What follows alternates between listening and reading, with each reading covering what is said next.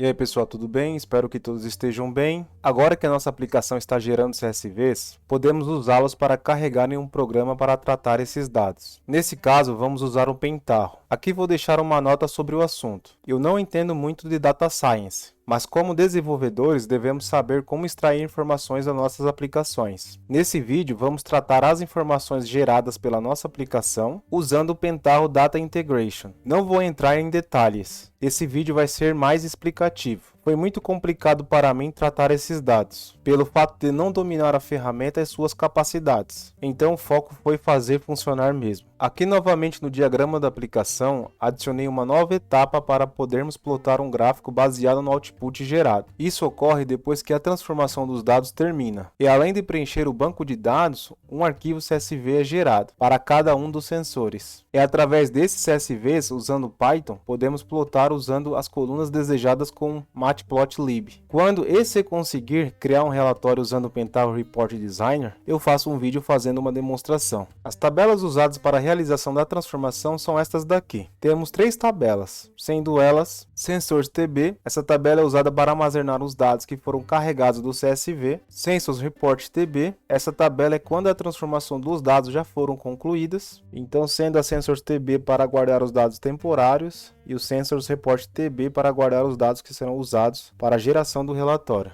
E o SensorsTypeDB, que é simplesmente para identificar o tipo de sensor pelo seu valor. Esse é o nosso PDI, a etapa de transformação. Não tenho nenhuma referência de boas práticas sobre um processo de transformação, então não me julgue, foi o melhor que consegui fazer com os conhecimentos que possuo atualmente. Esse é o job principal. Esse cara é responsável por executar todas as transformações em sequência. Cada um desses blocos verdes com as setas apontando para o centro, essas são as transformações, e cada uma delas são responsáveis por uma etapa dentro do processo. Vamos fazer um overview e posteriormente explicar cada uma delas. Então o job começa por esse bloco chamado de Start, em seguida ele vai para esse bloquinho aqui chamado de Clear First, esse bloco é responsável por limpar a tabela temporária. Após o seu término, ele vai para o próximo bloco que é Load CSV. Nesse bloco, o CSV gerado pela aplicação é carregado e convertido para uma tabela de banco de dados, nesse caso a temporária. Aí uma vez com as tabelas carregadas, ele vai para esse próximo bloco, Set Variables.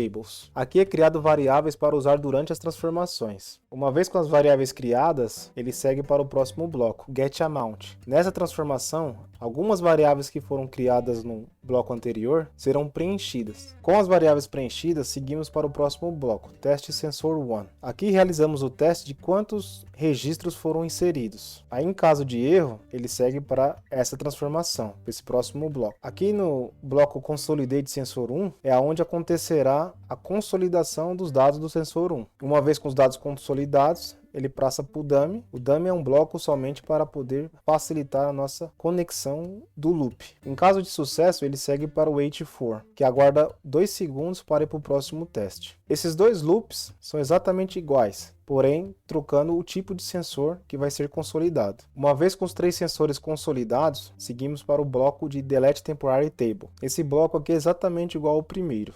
Com a tabela consolidada preenchida nas etapas anteriores, seguimos para o bloco Generate CSV Sensor 1. Aqui os dados persistidos na tabela consolidada será usado para gerar um CSV. Os 2 próximos blocos são iguais, alterando só o tipo de sensor que vai ser gerado CSV. E por fim, o Success finalizou o job. Vamos analisar cada uma delas. Bom, abrindo aqui o Clear First, temos um script aqui que executa uma instrução SQL. E só apaga a tabela SensorsDB. Então nessa transformação temos 5 passos: ler o arquivo CSV, organizar as colunas, agrupar, converter o epoch para timestamp e persistir no banco. Essas são as variáveis utilizadas nas transformações. Aqui no GetAmount, pegamos a quantidade de dados inseridos para o sensor 1, 2 e 3 e preenchemos suas respectivas variáveis. Aqui em sensor 1, testamos o offset contra a quantidade.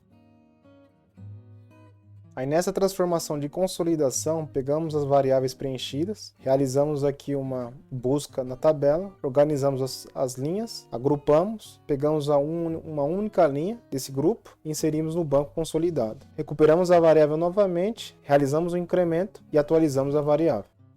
E o mesmo acontecerá para os 3 loops aqui. Aqui no wait, aguarda 2 segundos antes de iniciar o próximo. Esse delete é igual àquele. Aqui pegamos os dados da tabela consolidada, realizamos a seleção de quais campos estarão presentes no arquivo e escrevemos o arquivo. E cada um desses arquivos é criado baseado no seu sensor. E por fim finalizamos o processo de transformação. Vamos executar para gerar os CSVs.